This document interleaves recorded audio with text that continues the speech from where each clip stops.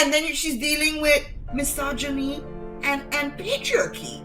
I mean, there's so many things that are against this candidate. You know, in your conscience, what the best choice is, because nobody wants to live in fear. Black women, you want us to give you 100, but then when it comes to respecting us or treating us in any way where there's equity, we're dismissed.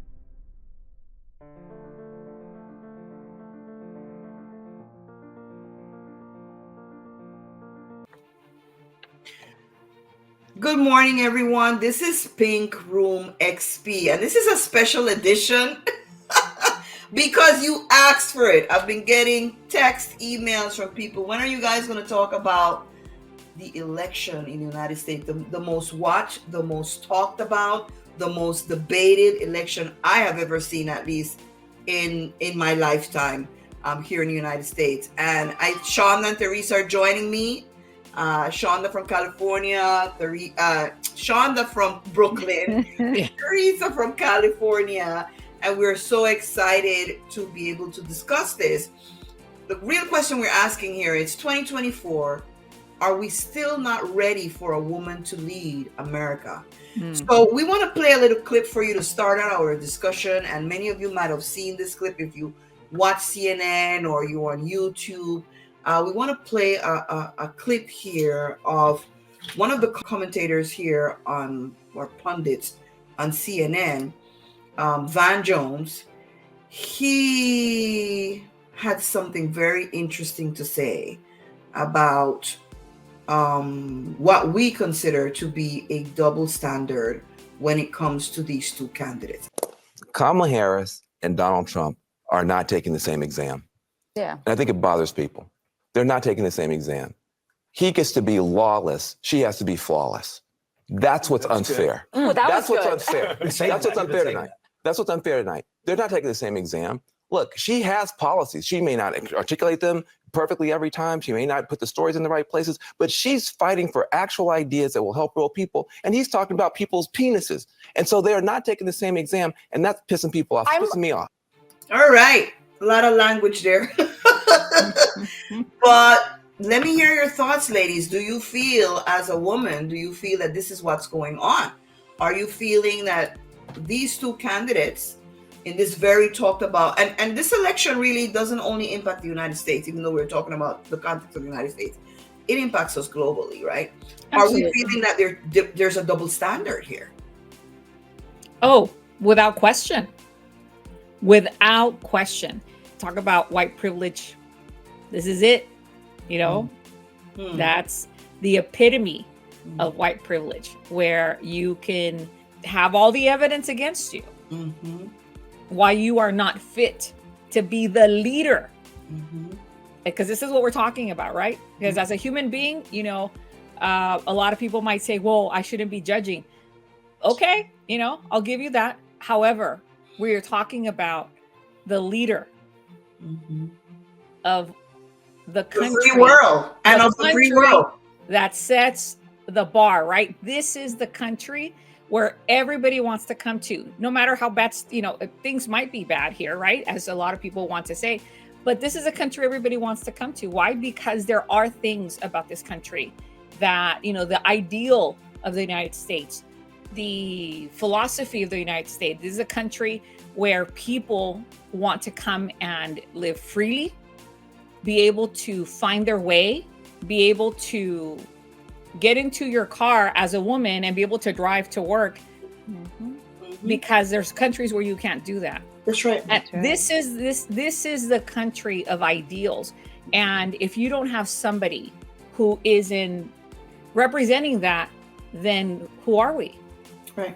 In my thinking, it just, there's no way that you can have a candidate with those kinds of, first, the rhetoric,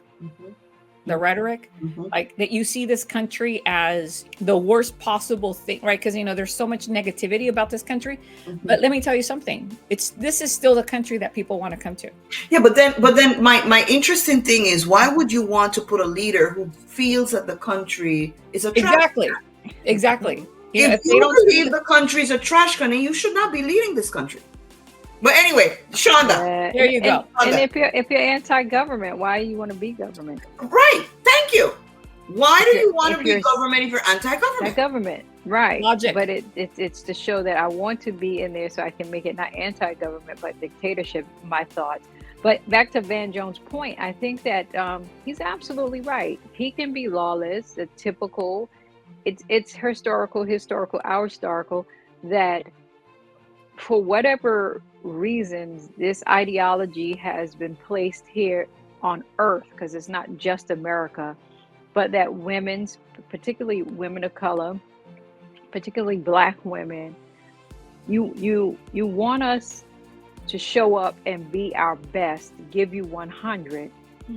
But then when it come in terms of respecting us or treating us, in any way where there's equity, we're dismissed. Like those two, it just does. It's like water and oil; it doesn't mix. And so, to Van Jones' point, he's absolutely right. This has been going on. I don't know where we'll find when it has started, where it has started, antiquated, antiquity, biblically. I don't know where, but that is a fact. If you look throughout women leaders, women who speak up, speak out, even the ones who've not been written, they're not in black and white in someone's book. You can have that. That's factual. So we're looking at a candidate that's dealing with a double standard. There's definitely a glass ceiling. This is the first time we have a female vying to be president, and these are one of the largest political parties we've had of the Green Party. Then we're also a lot of concern around the glass cliff, where when something is in decline, they push a woman of color to lead it, and then when it's in failure, they set her up for failure. Some people are concerned about that. I don't think personally that we're at a glass cliff point. I do think that there are things in the country, for example, the whole migration issue, that are problematic, but then again, there needs to be a will to come around to get that fixed. It is broken. I agree with her. So, and then she's dealing with misogyny and patriarchy. I mean, there's so many things that are against this candidate. It's just unsustainable. Oh yeah. It doesn't matter how well curated her entire life is, they're going to find fault at some level, right? The scrutiny that she was exposed to because she was in a relationship with somebody. When you have this man who has not only married 3 times, right, but heaven knows how many times he's been unfaithful to his wife. Like, how is it? And this is this is my opinion. How is it that as Christians, how do we support that, right? And condemn the other?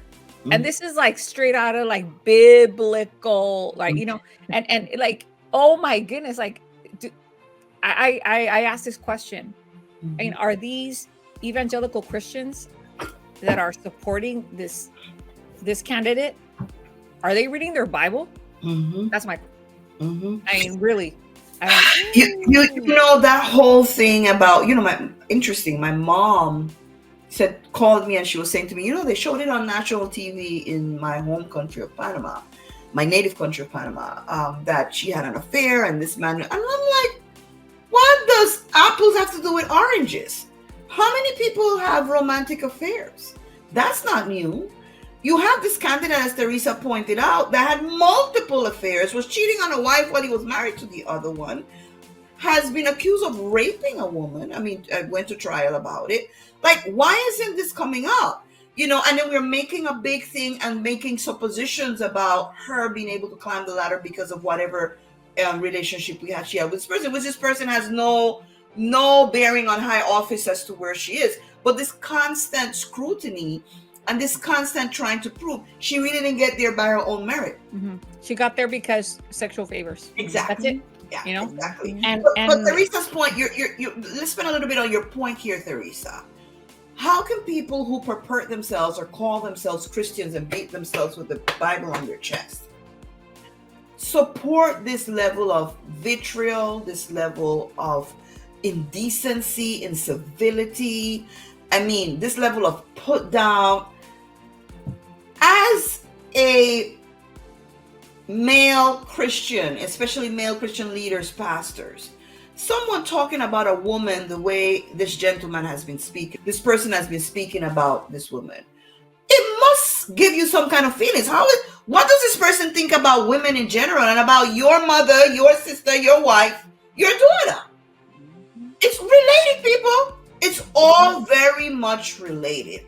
So tell me, guys, when you hear these Christian leaders come out and literally support, not even say, listen, I have my own opinion, you should come to yours, but literally preach entire sermons, right? Supporting this level of misogyny and this level of abuse. What are your thoughts? How do you feel as a woman? No, I was just going to say that, one of the reasons that I consider myself a Christ follower is because of his way of treating women. Mm-hmm. For me, the reason I follow Christ, the reason I am, a person who, intends to live in a Christian way, has to do with the fact that, his treatment of women is the ideal for humanity. Lifting up women, not condemning women. Actually, you know what? I recently found some research on the fact that, that whole thing about the woman found in adultery, right? That they brought her, like, that wasn't it wasn't in the original text. This is something that came on later. Of course, we know that who put together the Bible men did, right? Because they were the ones that were allowed to be educated. So let's just, take that story to the essence of Christ's example was, I'm not judging you. Mm-hmm. Why don't evangelical Christians grasp that part of it, right? This is about, all of us, and I speak for myself first, right? Mm-hmm. All of us have things in our past or present, and even future that we're going to have to ask for forgiveness. We're going to be ashamed of, because we're human beings. However, I think that one of the things that Christ intended for us to embrace in a way that is demonstrative of our love for him is that we try to be better every day. We try to become more like him, right? Accepting of others, right? Not judging others, right? And if you're running, and this has been my point from day one with this candidate, if you're running as a person who is championing these values, like, we have to see that. Absolutely. Right? It's like, I just heard somebody say this. I think it was this comedian, Hassan Minaj, who said, he has this new comedy thing, and he's talking about therapy. He's all like, don't tell me you're doing the work, right? It needs to be like a haircut. We need to see that's right the difference, right? That's and right. that just stayed in my mind. I'm like, you have to see the difference. Absolutely. And I think there is where, as Christians, we are not being legitimate, mm-hmm. right? We're not doing the work. We're not doing the work. Yeah, and if you say that you're running on a Christian platform, it should show. Should be right? reflective, right? It should be reflective. That one, yeah, you if you did mess up in the past, you know what? You take accountability for that, right? And as I said, as a human being, I understand about making mistakes, right? But you take accountability for what you did. Right. And then you move forward and you change the way that you're behaving towards people. Absolutely. But if there's no proof, as the Democratic candidate clearly has said, if they're telling you who they are, believe them. That's right. Yeah, right. Yeah. Shonda, what are your thoughts on that? Where in Christianity is it about this divisive, oppressive behavior that's being displayed throughout this election season? Where does it say that that's the necessary means by which we must get a win? Where? Right? So this treatment of women being displayed in the pulpit, being talked about as if it's just truly 100% biblical and you're using it, what Bible are you reading? Mm-hmm. Right? What Bible are you, like, really show me where the way you treat women and where women should not be treated equally and we're so much less than. Just show me where. I just think that it's just disgusting, really, to hear evangelicals up here speaking it's really anti-race and it's really anti-woman. But where are you getting that from in the Bible? You know, I think there is so much hypocrisy because we have, I want to say, we have misinformed and misinterpreted scripture. Yes. To sell Absolutely. these ideas that you're talking Yes. about, Shonda. But then there's a level of hypocrisy because Teresa's point so linked to yours. If we were really doing the work of transformation, of spiritual transformation, we will never be going down that rabbit hole. Nope. Right? We will never be siding with this level of uncivility, right? Yeah. We will never be telling people, well, you got to do this because there are two things you got to be mindful of, LGBTQ and abortion. We will never be doing that because we're definitely not doing the work, and we're being hypocritical about scripture and misinterpreting and informing people wrongfully about what that means. But I want to shift a little because I know we don't have a lot of time. I want to bring out these facts. 193 nations that belong to the United Nations. 13 of them have females as their presidents, prime ministers, so forth. 9 of these started recently between last year and this year. This indicates a trend, right? People are shifting and seeing, listen, why is it that women are not capable? They are. Mm-hmm. They should be able to lead. So America is either going backward, right, with this, but there is a different mindset in the world about women and leadership. And if I can interrupt you, and fear. And fear. There's a clip making the rounds on social media of Gerald Ford being asked by... Yes, I saw that. I'm going to play the clip. I found it. I'm going to play the clip. Oh, play it. Yes. Yeah, I'm going to play the clip. I found it. Yeah, it's really very interesting. Very, yes. Very interesting. Yeah.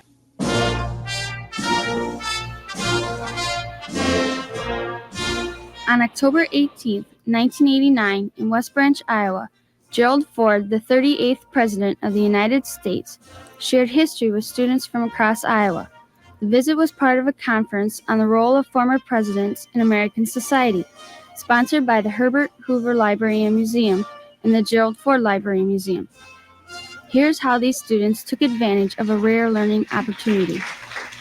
Thank you very, very much. It's a very high honor and a very great privilege for me to come to West Branch and to participate in this conference, which is being held here at the Hoover facilities.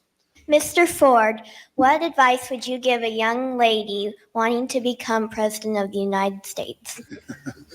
Well, I hope we do have a young lady at some point become President of the United States. I can tell you how I think it will happen,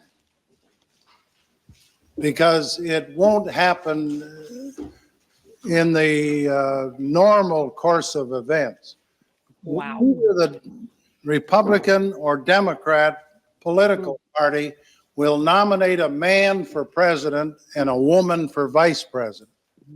And the woman and man will win. So you'll end up with a president, a male, and a vice president, a female. And in that term of office of the president will die. And the woman will become president under the law or constitution. And once that barrier is broken, from then on, men better be careful, because they'll have a hard time ever even getting a nomination in the future. But that's the way it's going to happen. And I think it'll probably come sometime in the next 4 or 8 years. Interesting, right? Is almost a year, almost 35 years to date, ladies. Yep. almost 35 years to Yep. date. And Your point of fear, Teresa, finish the up. point is the fear of losing power and control. Yes. And I think that's where it lies, right? Because I'm not of the mentality that women are better than men. I'm of the mentality that we're here together Complement each other to move forward together. That's right. Together, right? Yes. I mean, and I believe that for men who do not embrace that, let's work together, for those men, there's a fear factor. There is that, terrifying feeling that they will lose control because women in society are seen as more honest. Women are seen as more spiritual. There is this aura around women and the way, I'm not saying that there aren't corrupt, individuals who are female. I'm not saying that. There are everything.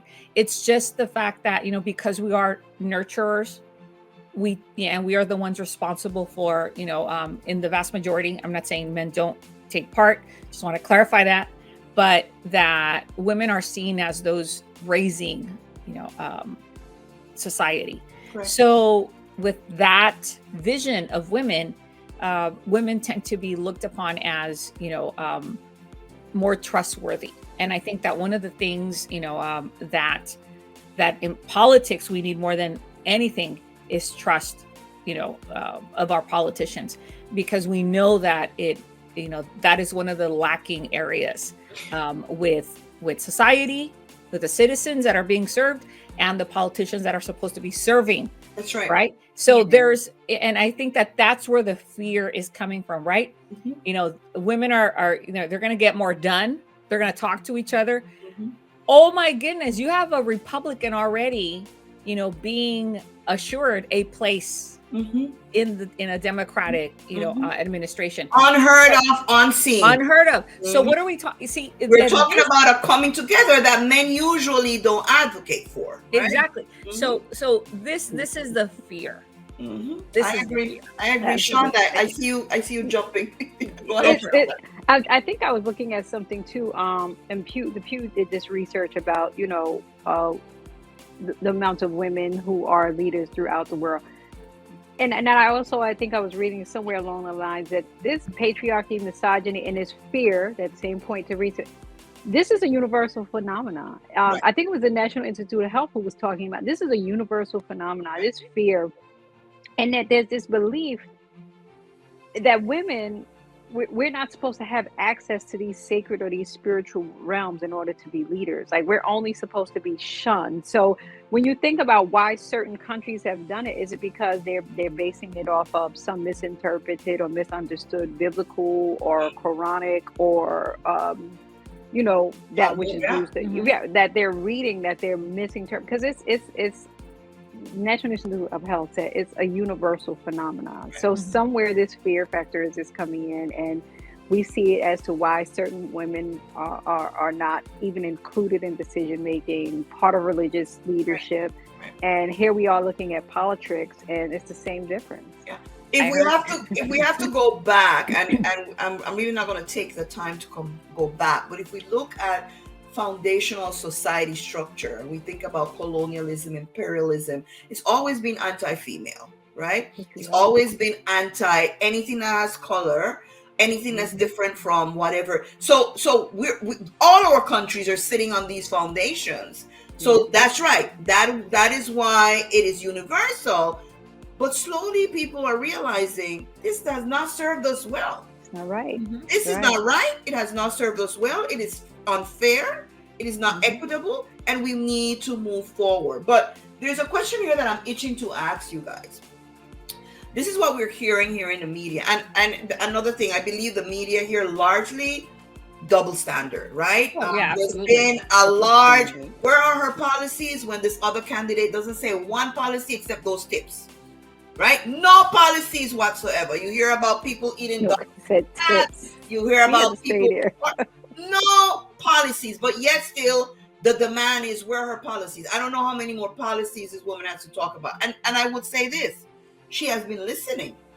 Because she has evolved in certain, which I believe every politician or every good leader, even if you're a leader of a small community church, whatever, you need to listen to the people and evolve based on their needs. But here's a question. We hear, I don't watch the polls too much because I don't believe them, but I keep hearing that white women, Black men, Latino men are the ones who are like holding out and hanging on to, we're voting for this other candidate, which creates a kind of dissonance, because people are like, but you're female, but you're Black, but you're of color, you have immigrant background. Why would you be voting for a candidate that is totally opposed to females, immigrants, people of color? So what are your thoughts about that? Mercy. Where to start? I think that fear of what though? Is it the fear of not being able to be who you ought to be, and always used to someone else dictating to you, my opinion, and you allowing other people to control you. You don't know how to let go of someone else making decisions for you. You're used to people doing that. His, her, our, historically. That's my opinion, right? Like we even have our own issues sometimes as people when it comes to, I'm not going to do this, because we allow other things that we thought and learned about ourselves to disrupt us being able to move forward. Is that possibly what's happening? White women have always said that the men need to do this. Black and brown people, we were forced into oppression, submission, waiting for others to give us the right to vote. It was never taken away. We always had it. Right? So that's my thought, that's what's happening. And that's why we're seeing it from them, right? You know, the same where, Donald Trump gave this thing. He didn't do it. He put his name on it. And you believe somebody gave you something because you were waiting for someone to do something for you, versus what is it that not everybody could do things for themselves, but what is it that you could do as a community to say, hey, your vote mattered. It counted because it was those people in the House who made those checks happen. He put his name on them, right? That's the biggest thing. Some of the biggest things we're hearing. But I believe it's a fear of you being able to make those decisions on your own. You're used to people controlling you, like you being the puppet on the string and saying, unless they say, then you're capable of doing it. So you're fearful of saying, we've never been in that position. I don't know, but we're so used to this person, the master, taking care of us, that we're safe and we're comfortable with that. Wow. That's just my thoughts. My thoughts. I've not seen research on it. That's just a thought coming from my cultural background as an African-American woman. I believe that, there's lack of empathy, because I already acquired the American dream. Like, I have a job, I have or I have someplace to live. I arrived, and that's all I need. So I just need, as you were talking about, fear, of losing that status quo. And I would even say just a lack of identity, because if you as a person, understand who you are, what you stand for, you're going to align with those values. If you call yourself a Christian, what are your values? Right? Feeding the poor and taking care of the downtrodden, touching the lepers, right? These are Christian values. That's right. And the least of these, be concerned about the least of these. So we're not I speak, from that evangelical perspective, like, how are we aligning our beliefs? I cannot, in good conscience, vote for somebody who I know does not align with Christian values. And unfortunately, a lot of evangelicals are confusing the right to abortion with their Christian values. You know what?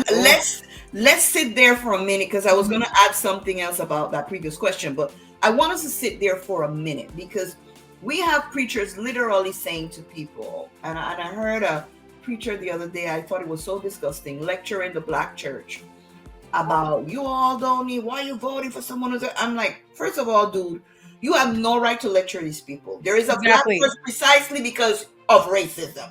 Get out of that pot. Get out of that pot, right? But the feeling that we must vote because the other person is going to make laws that are going to bring in LGBTQ as if they're not human beings, right? Thank you. And the other person is going to, the babies are going to be killed as if this issue is more complex.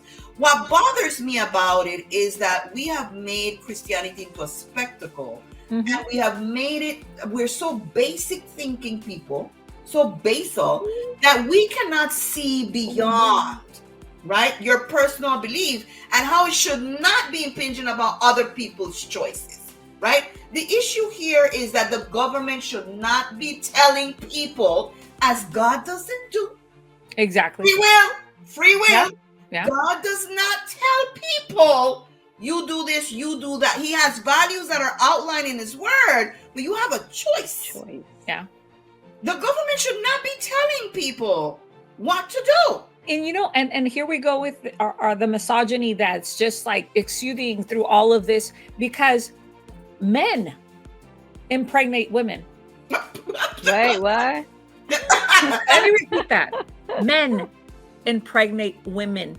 A woman does not get pregnant by herself. Thank you. You're really. You know, how did we miss that, right? Thank you. Why is a woman at the center of punishment? Yeah. So that we need to, like, I mean, as pain a country, and torture, because it's torture. Pain and address torture. it, right? Why are women, you know, consistently painted as the temptresses throughout history, as witches throughout history, right? You know, poor men, they're so indefensible. They can't control themselves around the, you know, the sensuality of a woman. And I think that goes against Christ's teaching. Absolutely.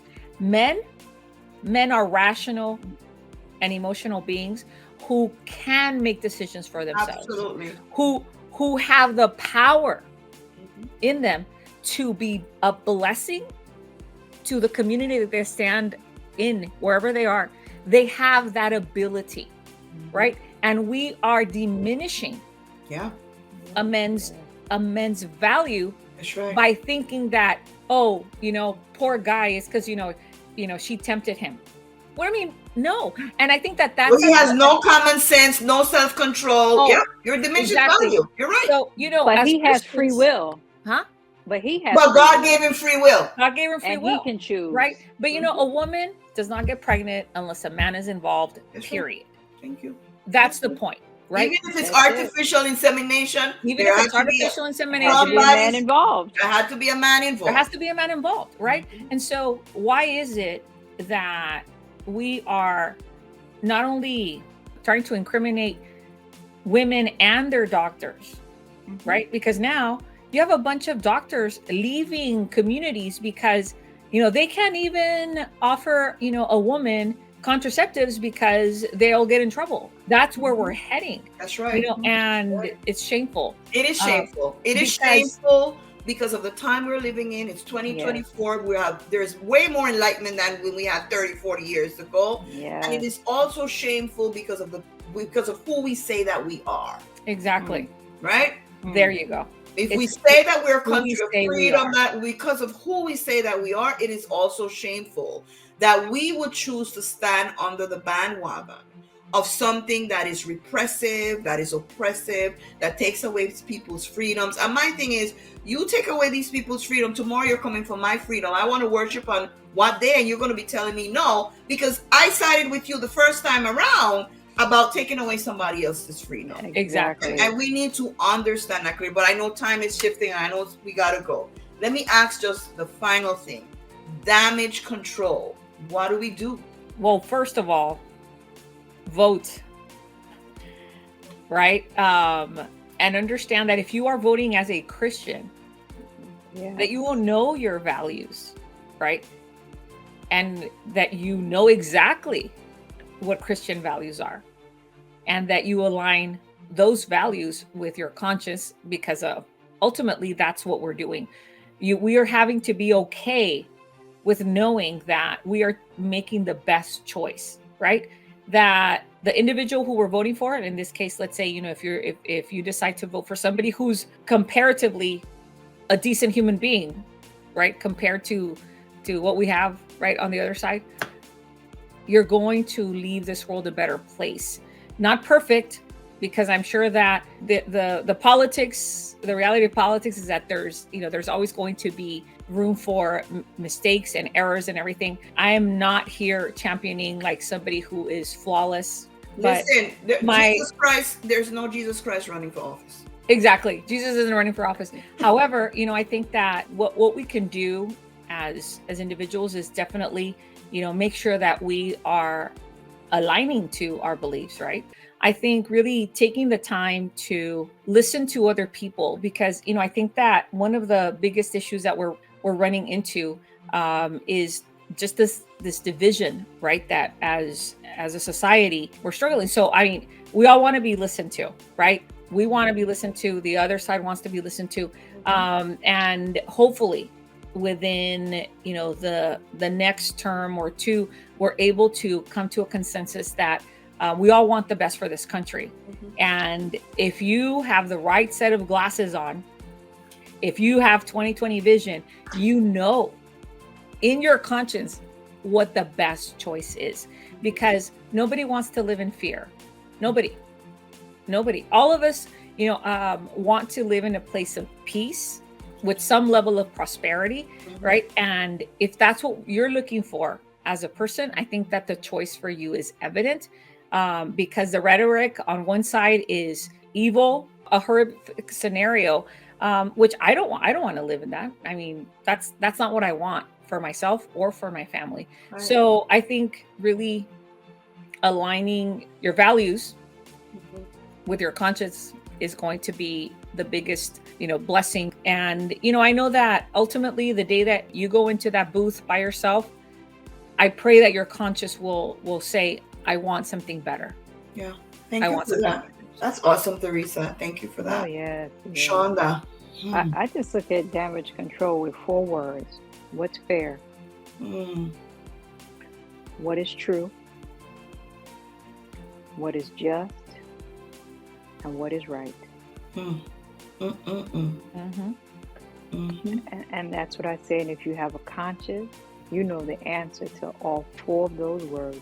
Though it goes against what you think people think of you publicly, privately, economically, socially, we do have a conscience.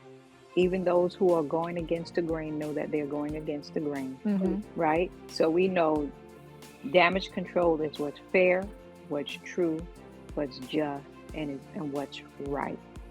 Even if we're not the same color, the same gender, the same socioeconomics, fair, true, just, and right. Wow.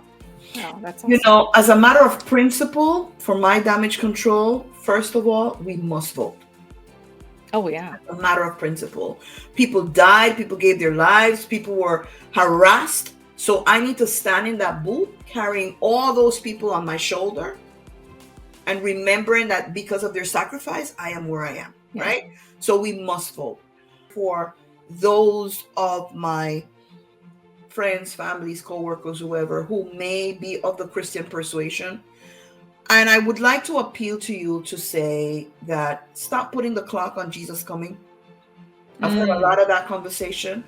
That's not your right to do, and that's not what you were called to do. You weren't called to try to bring it closer or try God's little helpers. Yeah, he don't need your help.